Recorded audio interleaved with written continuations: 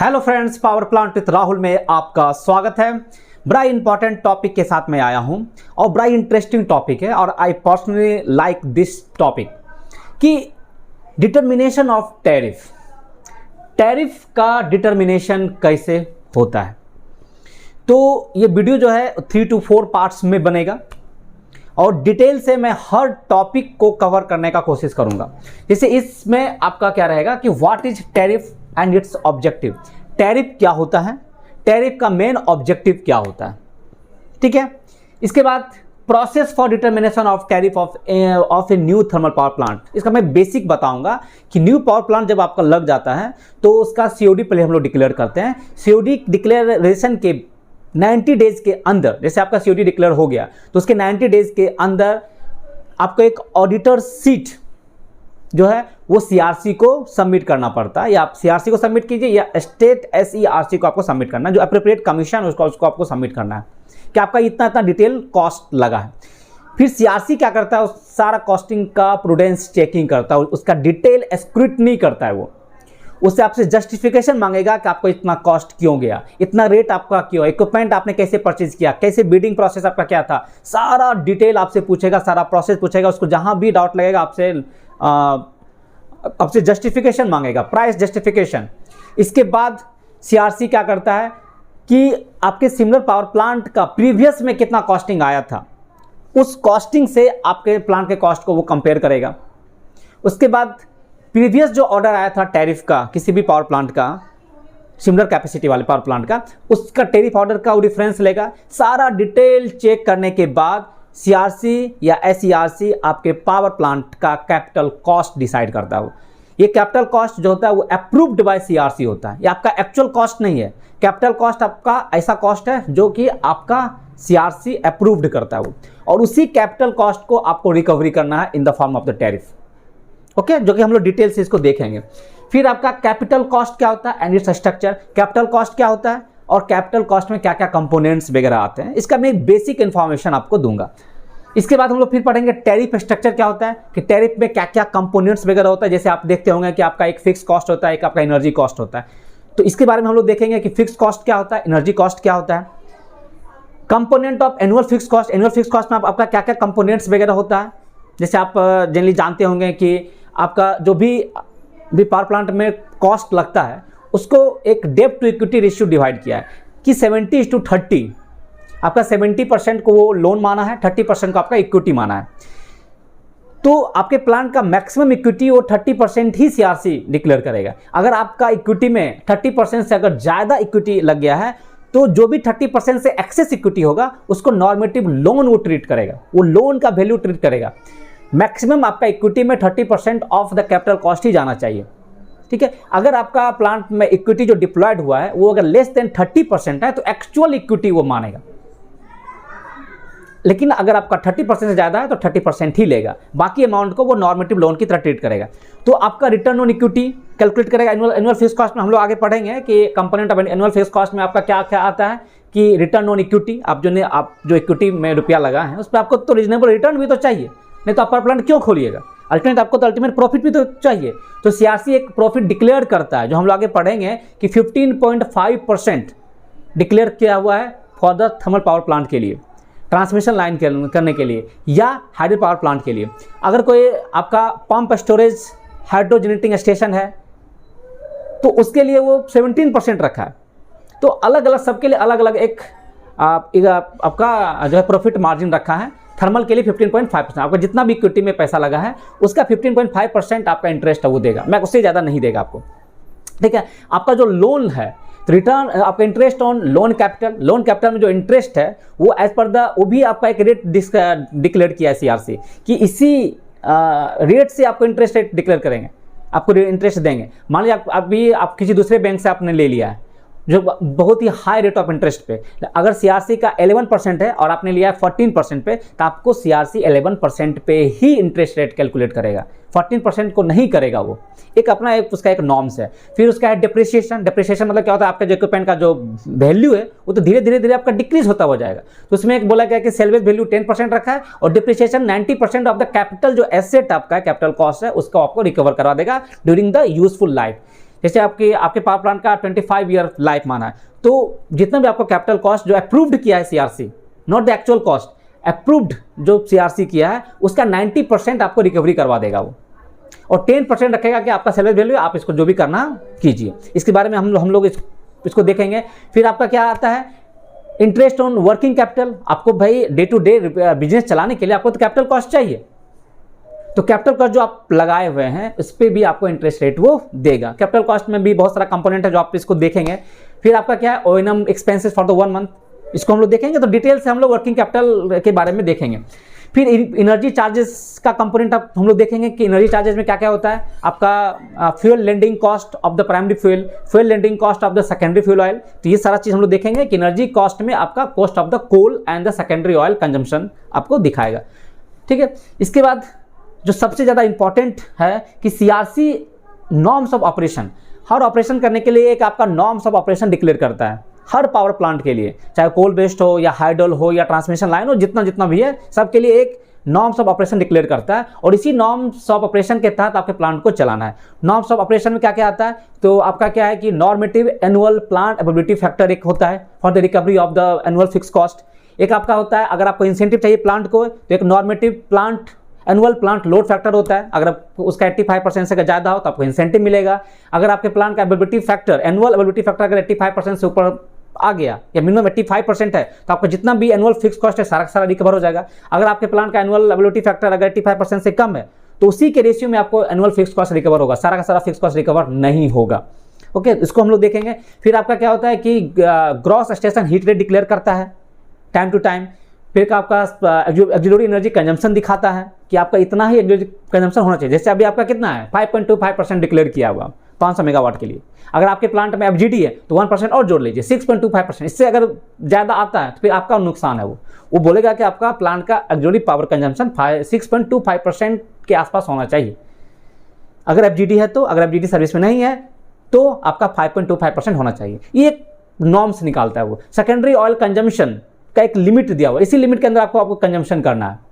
फिर आपका CRC declare करता है कि आपका कोल्ड लाइटर में कितना ऑयल लगना चाहिए, हॉट लाइटर में कितना लगना चाहिए, वार्म लाइटर में कितना लगना चाहिए। सबका एक नॉर्म्स ऑफ ऑपरेशन डिक्लेयर करता है, इसी के हिसाब से आपको काम करना है। अगर इससे आप डेविएट करते हैं तो आपको जस्टिफिकेशन मांगेगा और साथ ही साथ आपका ये नुकसान है, तो इसके बारे में हम लोग डिटेल से पढ़ेंगे। फिर आपका क्या है कि calculation of plant ability factors and the plant load factor. आप how to calculate the plant ability factor, मैं आपको एग्जांपल से बताऊंगा, फॉर्मूला के तहत बताऊंगा कि आपको प्लांट एबिलिटी फैक्टर कैसे कैलकुलेट करना है। प्लांट लोड फैक्टर्स क्या होता है, इसको भी हम लोग कैसे कैलकुलेट करेंगे, सारा डिटेल में आपको इसमें बताऊंगा। इसके बाद आपको मैं कैलकुलेशन करके दिखाऊंगा कि annual fix cost on monthly basis पे हम लोग कैसे कैलकुलेट करते हैं। आप अपने प्लांट का मंथली बिल आप देखिएगा तो आपको उसमें फिक्स कॉस्ट होगा, एक आपका एनर्जी कॉस्ट होता है। तो वो जो फिक्स कॉस्ट किसी भी मंथ का कैसे कैलकुलेशन होता है, उस कैसे हम लोग कैलकुलेट करते हैं, ये भी मैं आपको दिखाऊंगा। कैलकुलेशन ऑफ एनर्जी चार्जेस, देखिए एनर्जी चार्जेस का भी हम लोग कैलकुलेशन कैसे करते हैं, इसका भी एक फॉर्मूला होता है। मैं फॉर्मूला से आपको बताऊंगा कि एनर्जी चार्जेस कैसे कैलकुलेट होता है, और लास्ट में मैं आपको दिखाऊंगा एग्जाम्पल के तहत मैं आपको बताऊंगा कि 500 मेगावाट का अगर कोई प्लांट है या 660 मेगावाट का प्लांट है तो उसका टैरिफ कैसे कैलकुलेशन होता है as per the CRC norms. वो मैं आपको एग्जाम्पल के तहत डिटेल से एग्जाम्पल दूंगा उसमें, और एग्जाम्पल के तहत मैं आपको बताऊंगा कि फिक्स कॉस्ट हम लोग कैसे कैलकुलेट करते हैं और एनर्जी कॉस्ट कैसे कैलकुलेट करते हैं, उसके बाद उसका टैरिफ हम लोग कैसे निकालते हैं। तो बड़ा इंटरेस्टिंग वीडियो है और ये वीडियो 4 to 5 पार्ट्स में बनेगा। ठीक है, तो ऐसा डिटेल टॉपिक है और इसमें हर टॉपिक को मैं कवर करने का कोशिश करूंगा, तो 4 to 5 पार्ट्स में ये बनेगा। तो उस वीडियो को ध्यानपूर्वक देखिएगा, आपके लिए काफ़ी इन्फॉर्मेटिव रहेगा। और जब भी फ्रेंड्स मेंबरशिप नहीं लिए हैं तो मेंबरशिप जरूर लें। मेंबरशिप लेने से आपको मेरा व्हाट्सएप नंबर मिल जाएगा, और जो भी अगर आपको पावर प्लांट से रिलेटेड डाउट है तो आप मुझे मैसेज कीजिए, मैं आपका उसमें रिप्लाई दूंगा। तो आइए इस वीडियो को स्टार्ट करते हैं।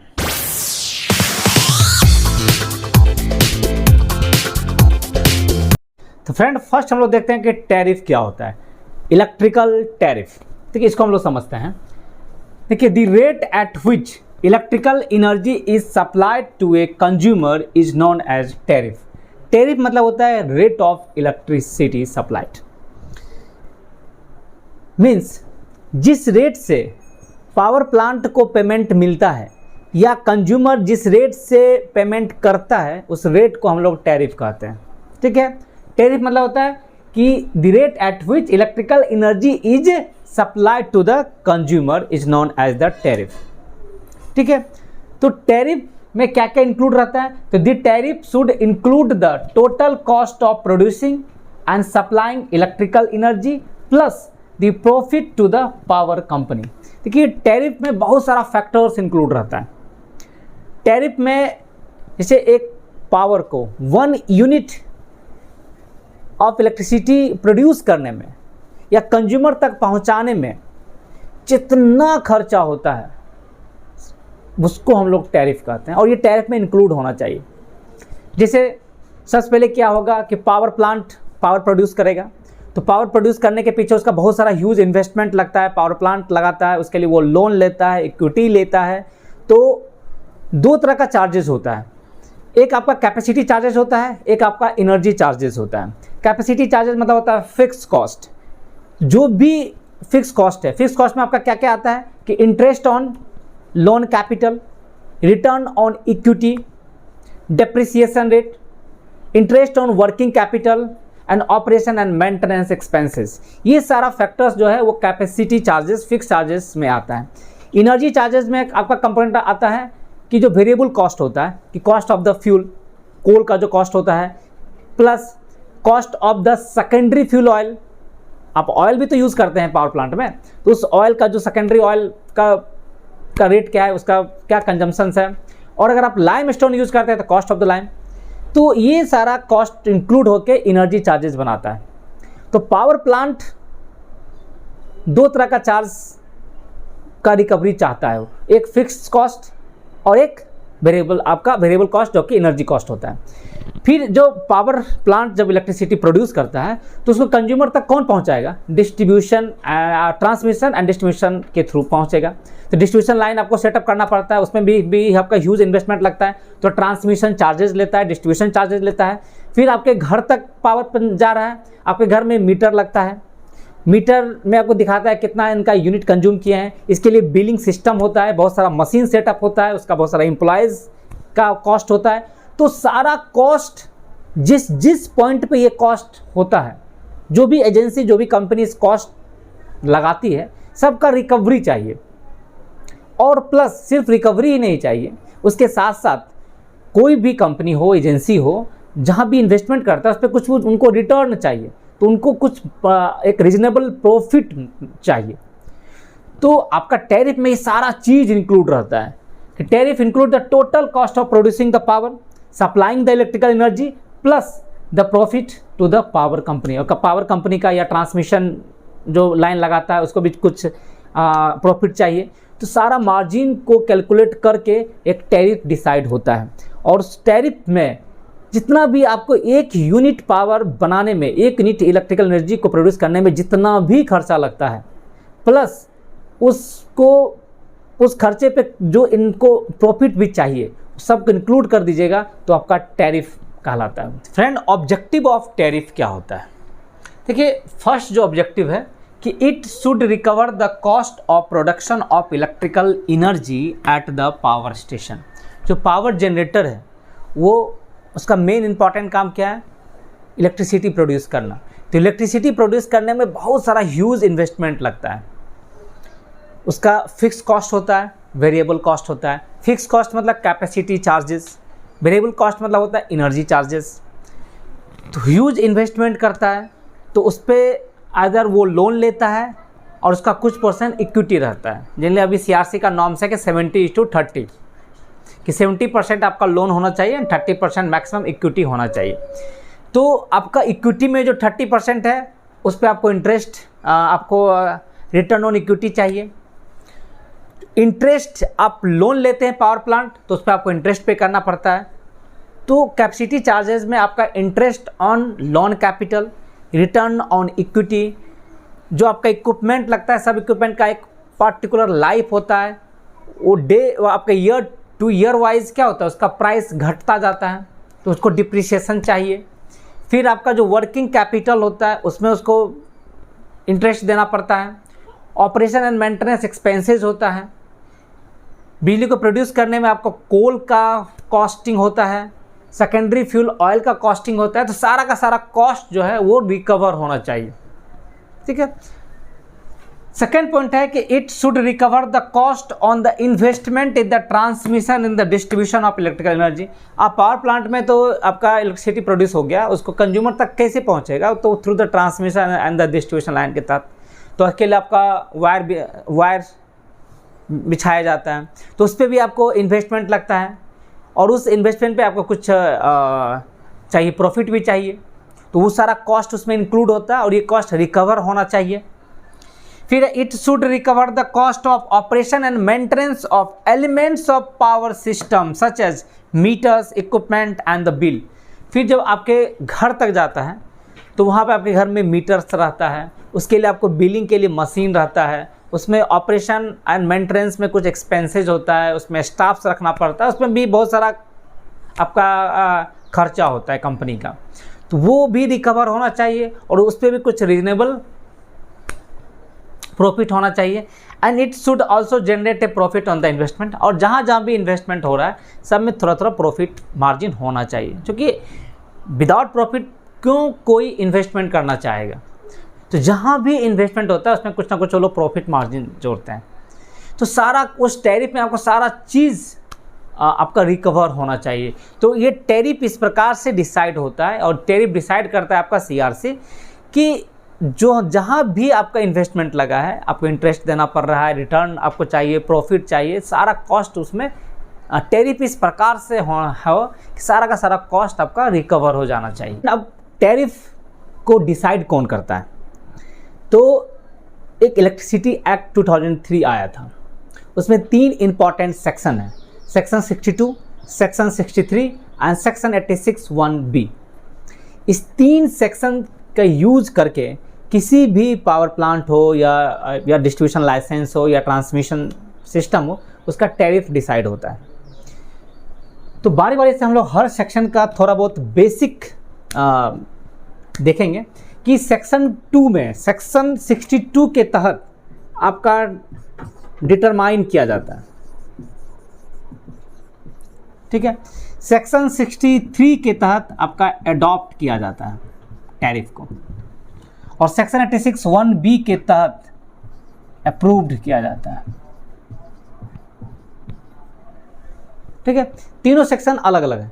सेक्शन 62 ऑफ इलेक्ट्रिसिटी एक्ट 2003 के तहत किसी भी पावर जनरेटिंग कंपनी का टैरिफ डिटरमाइन किया जाता है। इसको डिटरमाइन कौन करता है? एप्रोप्रिएट कमीशंस, जो आपका इधर सेंट्रल इलेक्ट्रिसिटी रेगुलेटरी कमीशन है और स्टेट इलेक्ट्रिसिटी रेगुलेटरी कमीशन है, वो इसको डिटरमाइन करता है कि इस पावर प्लांट का कितना टैरिफ होना चाहिए।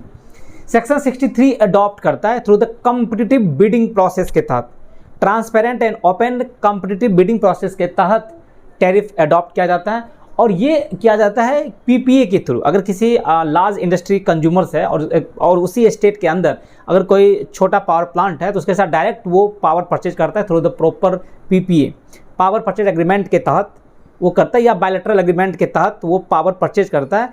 तो उस जिस रेट पे वो PPA किया वही उसका टैरिफ हो जाता है। तो बारी बारी से हम थोड़ा बहुत डिटेल देखते हैं कि सेक्शन 62 के तहत आपका टैरिफ कैसे मतलब डिटरमाइन किया जाता है। फर्स्ट हम लोग देखते हैं कि सेक्शन 62 के तहत टैरिफ कैसे डिटरमाइन होता है।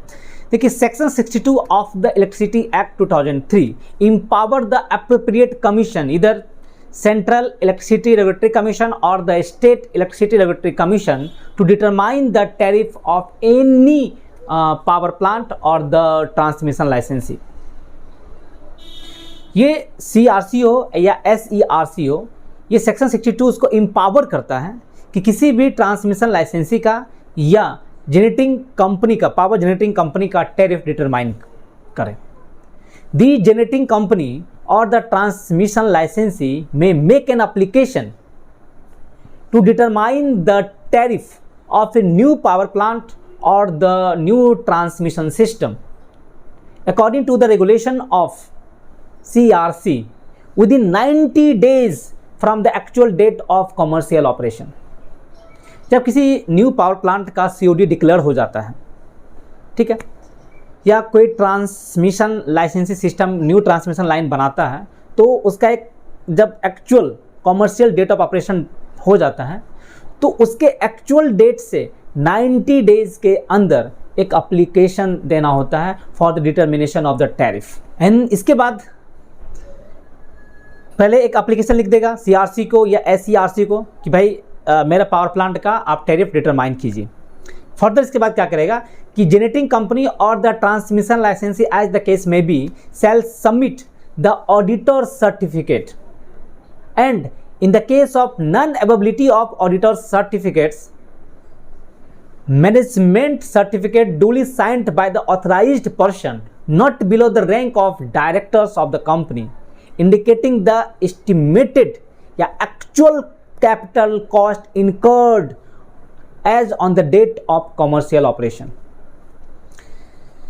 फिर एक पावर प्लांट हो या ट्रांसमिशन लाइसेंसी हो, एक ऑडिटर सर्टिफिकेट सबमिट करेगा। मान लिया कि ऑडिटर सर्टिफिकेट अगर नहीं अवेलेबल है तो एक management certificate duly signed by an officer not below the rank of the directors of the company, वो मैनेजमेंट डूली सर्टिफिकेट सबमिट करेगा जिस सर्टिफिकेट में या ऑडिटर सर्टिफिकेट में ये मेंशन होना चाहिए कि कॉमर्शियल ऑपरेशन के डेट तक कितना उनका कैपिटल कॉस्ट इन्वॉल्व हुआ है। सारा डिटेल कॉस्टिंग का सारा डिटेल आपको दिखाना पड़ेगा और सारा कॉस्टिंग आपको सीआरसी हो या स्टेट एससीआरसी को आपको सबमिट करना है। फ्रेंड, जब generating company actual capital cost submit करता है सीआरसी को या एससीआरसी को, तो वहाँ पे सीआरसी या एससीआरसी जो होता है वह prudence checking of the actual capital cost submitted by the generating company और उसका डिटेल स्क्रूटनी करता है of the major cost involve, चाहे आपका सिविल कॉस्ट में कितना पैसा लगा है, क्योंकि आपको तो डिटेल सारा कॉस्ट आपको दिखाना है। तो देखिए आपने देखा कि सिविल का कॉस्ट में इतना खर्चा हुआ, तो सिविल कॉस्ट को उसको चेक करेगा, सिविल कॉस्ट में इतना खर्चा क्यों हुआ, वो आपसे जस्टिफिकेशन मांगेगा। फिर जो मशीन का जो कॉस्टिंग है, मशीनरी का जो कॉस्टिंग है, उसको आपको परचेज करने में कितना कॉस्ट क्यों लगा, उसका आपको देखेगा कि आपने इसको परचेज कैसे किया, कैसे आपने बिडिंग किया, उसका रेट इतना क्यों है, उसको जस्टिफिकेशन आपसे मांगेगा। ठीक है, इसके बाद आपका इंटरेस्ट ड्यूरिंग कमीशनिंग जो आईडीसी होता है, इंटरेस्ट ड्यूरिंग कमीशनिंग, इसको भी अप्रूव करता है सीआरसी, बट वो इसमें डिटेल देखेगा कि अगर आपका प्रोजेक्ट जो सीआरसी नॉर्म्स के तहत आपका कंप्लीट हुआ है कि नहीं, या प्रोजेक्ट में कुछ डिले हुआ है। अगर डिले हुआ है तो क्यों डिले हुआ है उसको आपको जस्टिफाई करेगा। अगर आप जस्टिफिकेशन सही ढंग से नहीं दे पाते हैं तो आपको जो फुल आईडीसी जो कमीशनिंग के दौरान, कंस्ट्रक्शन के दौरान आपको जितना भी इंटरेस्ट आपने पे किया था लोन पे, उसको आपको फुल रिकवरी नहीं करेगा, उसको फुल एक्सेप्ट नहीं करेगा। वो तो आपको एप्रोप्रिएट रीजन बताना पड़ेगा कि क्यों project with in CRC norms के तहत जो टाइम फ्रेम देता है उस टाइम फ्रेम के अंदर क्यों नहीं कंप्लीट हुआ। फिर उसके बाद स्पेयर्स का प्राइस, तो ये सारा प्राइस जो आप देते हैं उस प्राइस का वो डिटेल स्क्रूटनी करता है। उसके बाद उसी सिमिलर प्रोजेक्ट के प्राइस के साथ उसको कंपेयर करेगा कि भाई जैसे आपने 500 मेगावाट का आपने एक्चुअल कैपिटल कॉस्ट सबमिट किया, तो सिमिलर जो 500 प्लांट का जो था कॉस्ट उसके साथ उसको कंपेयर करेगा। फिर अदर प्रीवियस ऑर्डर जो निकाला था टैरिफ का सिमिलर प्रोजेक्ट का, उसको वो चेक करेगा। सारा चीज़ देखने के बाद सीआरसी एक रेट निकालेगा, एक टैरिफ ऑर्डर निकालेगा आपके पावर प्लांट का। हो सकता है जो आप एक्चुअल कैपिटल कॉस्ट सबमिट किए हैं उससे आपको कम प्राइस ही अप्रूव्ड हो, क्योंकि आपसे जस्टिफिकेशन मांगेगा, आपसे आंसर मांगेगा कि आपका इतना कैपिटल कॉस्ट क्यों बढ़ गया, इतना सिविल में खर्चा क्यों बढ़ गया, इतना आपका मशीन का कॉस्ट आपने क्यों हाई रेट में परचेज किया, आपका प्रोजेक्ट में डिले क्यों हुआ, क्यों आप इंटरेस्ट ज़्यादा पे कर दिए। तो वो सारा जस्टिफिकेशन मांगने के बाद एक आप सीआरसी एक 62 के तहत आपके पावर प्लांट के लिए टैरिफ डिटरमाइन करता है। तो फ्रेंड 62 सेक्शन के तहत जो टैरिफ का डिटर्मिनेशन होता है इसका बहुत लंबा चौड़ा प्रोसेस होता है। हम लोग डिटेल से इसी वीडियो में हम लोग देखेंगे कि सीआरसी किस प्रकार से किसी भी पावर प्लांट का या ट्रांसमिशन लाइसेंसी का टैरिफ डिटरमाइन करता है, वो क्या क्या पैरामीटर से देखता है और उसका अपना सीआरसी नॉर्म्स क्या है, नॉर्म्स ऑफ ऑपरेशन, वो हम लोग देखेंगे। ठीक है, सेक्शन 63 क्या होता है? Section 63 means competitive bidding process होता है। देखिए, this method is used when the tariff is discovered through a transparent and open competitive bidding process. एक transparent and open competitive bidding process के तहत एक टैरिफ डिस्कवर्ड होता है. A power producer who bid the lowest rate for a long term power purchase agreement awarded the contract and their quote rate becomes the tariff and the CRC or the appropriate commission adopt this rate. इसे आपका एक bidding process होता है, open competitive bidding process होता है, जिसमें मान लीजिए कि आपका बिहार सरकार ही है. बिहार सरकार को बिजली का रिक्वायरमेंट हुआ, उसने एक प्रपोजल दिया कि मुझे इतना पावर प्लांट लगाना. जैसे अभी आप हाल फिलहाल में सुने होंगे कि अदानी पावर को बिहार के भागलपुर डिस्ट्रिक्ट के पीरपैती जगह में 2400 मेगावाट 3x800 मेगावाट का प्लांट अवार्ड हुआ है. वो कॉम्पिटिटिव बिडिंग प्रोसेस के तहत सेक्शन 63 के तहत उसको मिला है, जिसमें उसका सबसे लोएस्ट रेट कोट किया था 6.075 रुपीज़ पर किलोवाट आवर, सबसे उसका लोएस्ट रेट था. और ये 25 साल तक के लिए लॉन्ग टर्म पीपीए किया है बिहार गवर्नमेंट के साथ कि आपको हम 2400 मेगावाट का पावर सप्लाई करेंगे उसका एपीसी को माइनस करके. तो ये जो 3x800 का पावर प्लांट जो अदानी को मिला है बिहार सरकार में, वो इसी सेक्शन के तहत कॉम्पिटिटिव बिडिंग प्रोसेस के तहत सबसे लोएस्ट बिड अदानी का था 6.075 रुपीज़ पर किलोवाट आवर फॉर 25 ईयर्स के लिए. तो सीआरसी इसी रेट को एडॉप्ट कर लेगा और उस पावर प्लांट के लिए यही उसका टैरिफ रेट हो जाएगा. Friend, under this section 63 the electricity tariff is not determined और set by the appropriate commission but it is the result of the bidding process. The CRC और SERC adopt this tariff which discovered through the process of transparent and open competitive bidding process, provided the whole bidding process should follow the guideline issued by the central government. जब ये L1 को जब power मिल जाता है, power contract मिल जाता है, तो ये लीगली उसको या इन्फोर्सेबल करने के लिए वो सीआरसी या स्टेट एसईआरसी को भेजता है. एसईआरसी सिर्फ इतना देखता है कि सारा बिडिंग प्रोसेस फेयर हुआ है कि नहीं, ट्रांसपेरेंट हुआ है कि नहीं, एंड प्रॉपर गाइडलाइंस जो सेंट्रल गवर्नमेंट का जो गाइडलाइंस है उसको ये फुलफिल किया है कि नहीं, बस इतना ये देखेगा, ये प्रोसेस देखेगा. और इसी रेट को, अगर प्रोसेस आपका वैलिड है, प्रोसेस में कोई भी प्रॉब्लम ना हो, प्रॉपर गाइडलाइंस को फॉलो किया गया है, तो ये जो रेट है यही उसका टैरिफ रेट बन जाएगा. और इसी रेट को हम लोग सीआरसी अडॉप्ट कर लेता है, इसलिए इस प्रोसेस को हम लोग अडॉप्ट बोलते हैं. फ्रेंड, नेक्स्ट है आपका सेक्शन 86(1)(b). इसके तहत जो टैरिफ होता है वो अप्रूव्ड किया जाता है. देखिए, this section empowers the appropriate commission to determine the tariff for the power generation और द ट्रांसमिशन और the supply within the state those under the bilateral agreement और द पावर परचेज एग्रीमेंट. देखिए, ये section appropriate commission को empower करता है कि ऐसे पावर ट्रांसमिशन का या डिस्ट्रीब्यूशन सिस्टम का जो supply within the state कर रहे हैं अंडर द बायलैटरल एग्रीमेंट हो या पीपीए के थ्रू हो रहा. फॉर एग्जांपल, सपोज कीजिए कि 2 इंटिटीज, फर्स्ट आपका एक लार्ज इंडस्ट्रियल है, लार्ज इंडस्ट्री है, और एक आपका स्मॉल पावर प्लांट है. ये दोनों साइन करते हैं एक PPA for the factory to buy the power directly from the power producer at the specific rate. ये आपका एक लार्ज इंडस्ट्री है, एक स्मॉल पावर प्रोड्यूसर है, उसको इसको पावर परचेज करना है, तो ये डायरेक्टली क्या किया, उसी स्टेट का एक स्मॉल पावर प्लांट से डायरेक्टली पावर परचेज कर लिया एक रेट पे, एक पार्टिकुलर रेट पे कर लिया कि ठीक है, हमको इस रेट पे आप बिजली परचेज मैं आपसे कर रहा हूँ. तो this rate, this contract rate to be legally valid or enforceable, this to be submitted to the State Electricity Regulatory Commission under the section 86(1)(b). ठीक है, अब इस कॉन्ट्रैक्ट रेट को लीगली वैलिड करना है या इसको इनफोर्सेबल करना है, तो इसके लिए सारा का सारा डॉक्यूमेंट जो होता है उस स्टेट इलेक्ट्रिसिटी रेगुलेटरी कमीशन को सबमिट किया जाता है, सारा पेपर, ठीक है, पीपीए का सारा पेपर, रेट का सारा पेपर सबमिट किया जाता है। अपॉन चेकिंग होने के बाद अगर उस पर एग्रीड हो जाता है, ठीक है, तो जो एग्रीड अपॉन रेट था वही उसका टैरिफ हो जाता है इस पावर प्लांट का।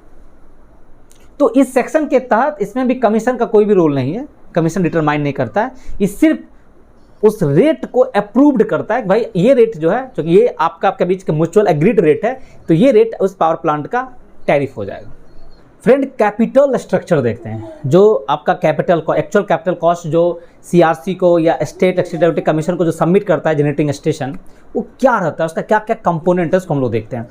तो कैपिटल स्ट्रक्चर में देखिए फर्स्ट आपका है डेब्ट equity ratio, that is the most important component, डेब्ट इक्विटी रेशियो, ठीक है। For the new power plant the डेब्ट equity ratio of 70:30 as on date of commercial operation shall be considered.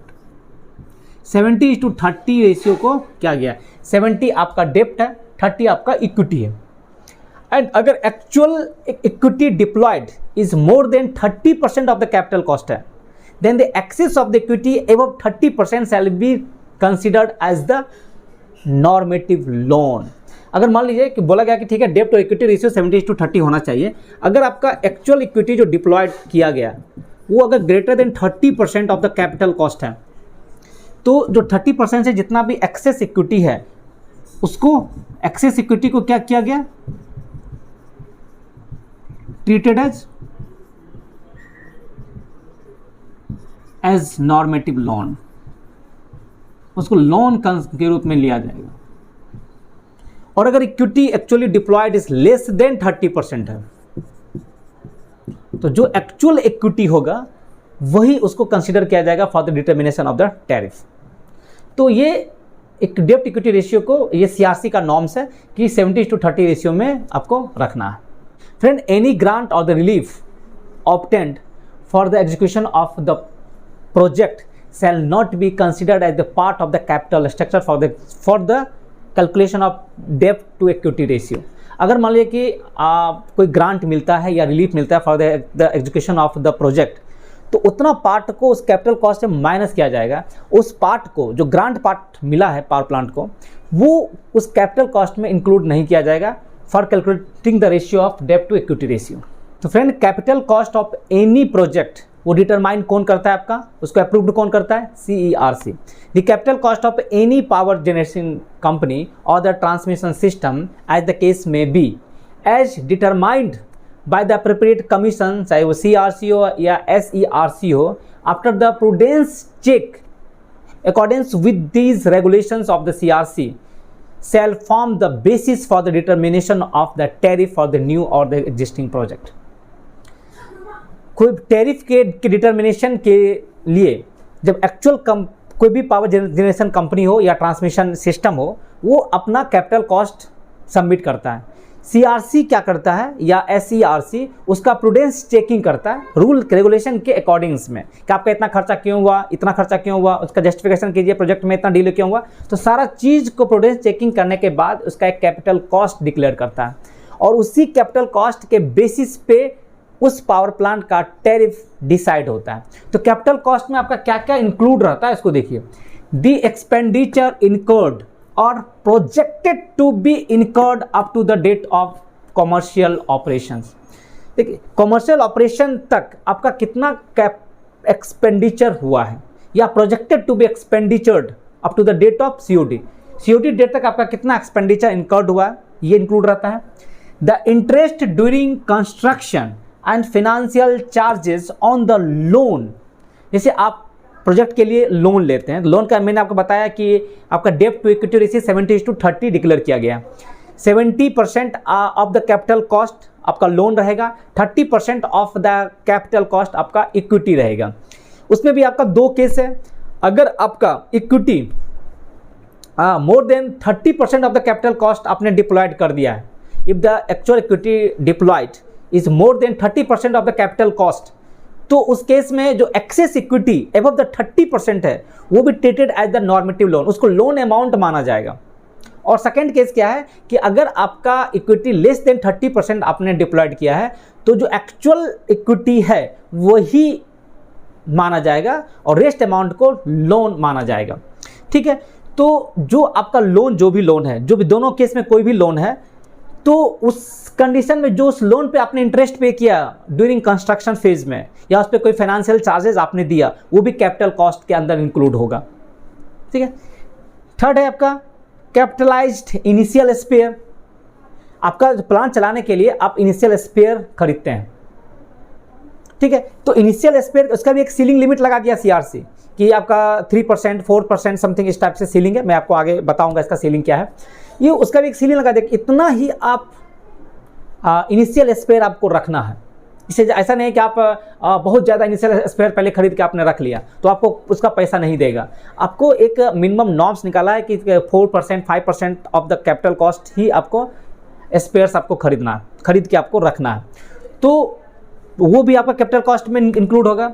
Capital expenditure on the account of ash disposal and utilization including the handling and transportation of the ash, क्योंकि आप कोल जलाएंगे तो कोल से S बनेगा, S का आपको handling करना है, उसका यूटिलाइजेशन करना है, उसको ट्रांसपोर्टेशन करना है, उसमें आपको कितना खर्चा लगा वो भी आपका कैपिटल एक्सपेंडिचर में माना जाएगा। कैपिटल कॉस्ट में और क्या है कि capital cost incurred towards the railway infrastructures.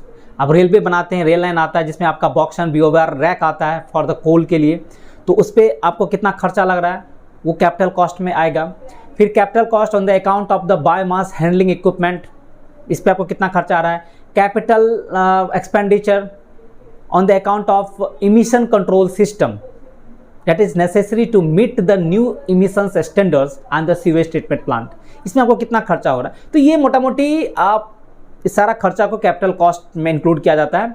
और इसके अलावा और भी बहुत सारे कॉस्ट हैं जिनको कैपिटल कॉस्ट के अंदर इंक्लूड किया जाता है। तो मोटा मोटी आपका एक कैपिटल कॉस्ट, और ये कैपिटल कॉस्ट जो आप सबमिट करते हैं उसको अप्रूव्ड कौन करता है? सीआरसी। सीआरसी आपका जो सबमिटेड कट में बहुत सारा उसको रिड्यूस करता है, उसको स्क्रूटनी करता है, उसके बाद एक फाइनल आपके प्लांट का कैपिटल कॉस्ट वो डिक्लेयर करता है, और उसी कैपिटल कॉस्ट के बेसिस पे आपका प्लांट का टैरिफ डिसाइड होता है, डिटरमाइन करता है। तो फ्रेंड, इस पार्ट में आपने देखा कि टैरिफ क्या होता है, टैरिफ का मेन ऑब्जेक्टिव क्या है, फिर आपका कैपिटल कॉस्ट क्या होता है। हर कोई भी पावर प्लांट जब उसका सीओडी डिक्लेयर हो जाता है तो टैरिफ का डिटर्मिनेशन करने के लिए वो सीआरसी के पास एक लेटर भेजता है। उसका क्या प्रोसेस है आपने देखा कि अगर न्यू थर्मल पावर प्लांट है, अगर उसका एक बार सीओडी डिक्लेयर हो जाता है तो उसके 90 डेज के अंदर एक लेटर लिखता है, एक एप्लीकेशन लिखता है for the determination of the tariff. एक ऑडिटर जनरल के साथ वो एक ऑडिट सीट भेजता है। अगर ऑडिट सीट नहीं है तो डायरेक्टर, उस कंपनी के डायरेक्टर के साइन से एक आपका पूरा जो कॉस्ट है, कॉस्टिंग डिटेल उसको भेजता है। ठीक है, इसके बाद क्या होता है कि सीआरसी का मेन काम क्या है कि जो भी आपका कैपिटल कॉस्ट, जो भी आपका एक्सपेंडिचर प्लांट लगाने में हुआ, उसका डिटेल को वो प्रूडेंस चेकिंग करता है। वो चेकिंग करता है कि आपसे जस्टिफिकेशन मांगेगा और उसका डिटेल स्क्रूटनी करता है वो कि आपको इतना खर्चा क्यों लगा, आपने इक्विपमेंट परचेज किया तो कैसे परचेज किया, इस इक्विपमेंट का रेट आपने कैसे निकाला, आपने प्रॉपर बिडिंग रेट आपका कैसा था, तो सारा डिटेल वो चेकिंग करेगा।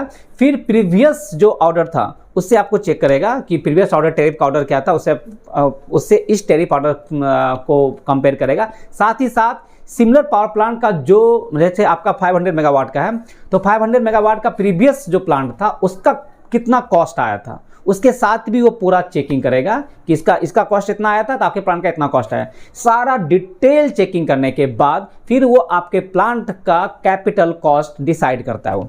फिर वो आपके प्लांट का कैपिटल कॉस्ट हो जाता है और फिर आपको यही कैपिटल कॉस्ट का रिकवरी करवाएगा। वो आपका एक्चुअल कॉस्ट कितना लगा है उससे उसको मैटर नहीं करता है। आपका जो कैपिटल कॉस्ट जो अप्रूव्ड करता है सीआरसी आपके पावर प्लांट का, उस कैपिटल कॉस्ट को वो रिकवरी करता है in the form of the tariff. तो इस वीडियो में आपने ये देखा कि कैपिटल कॉस्ट में क्या क्या कंपोनेंट्स वगैरह होता है। तो इस पार्ट में मैंने आपको ये समझाने का कोशिश किया कि आपको एक बेसिक आइडिया आ गया होगा कि टैरिफ क्या होता है, टैरिफ का ऑब्जेक्टिव क्या होता है, कैपिटल कॉस्ट क्या होता है, कैपिटल कॉस्ट में क्या क्या कंपोनेंट्स होता है। नेक्स्ट पार्ट में मैं आपको दिखाऊंगा कि टैरिफ का स्ट्रक्चर्स क्या होता है। जैसे टैरिफ का स्ट्रक्चर आप देखिएगा, उसमें आपका टैरिफ का मेन ऑब्जेक्टिव क्या था, to recover the annual fix cost and energy charges. तो एनर्जी चार्जेस का क्या क्या कंपोनेंट है, एनुअल फिक्स कॉस्ट में क्या क्या कंपोनेंट्स आता है, मैं आपको उसमें डिटेल से बताऊंगा। तो अगर इस वीडियो में कोई भी कंफ्यूजन हो, कोई भी डाउट हो तो जरूर कमेंट करें, मैं आपका कमेंट में रिप्लाई दूंगा। और वीडियो अगर पसंद आए तो लाइक, सब्सक्राइब और शेयर करना ना भूलें। Thank you.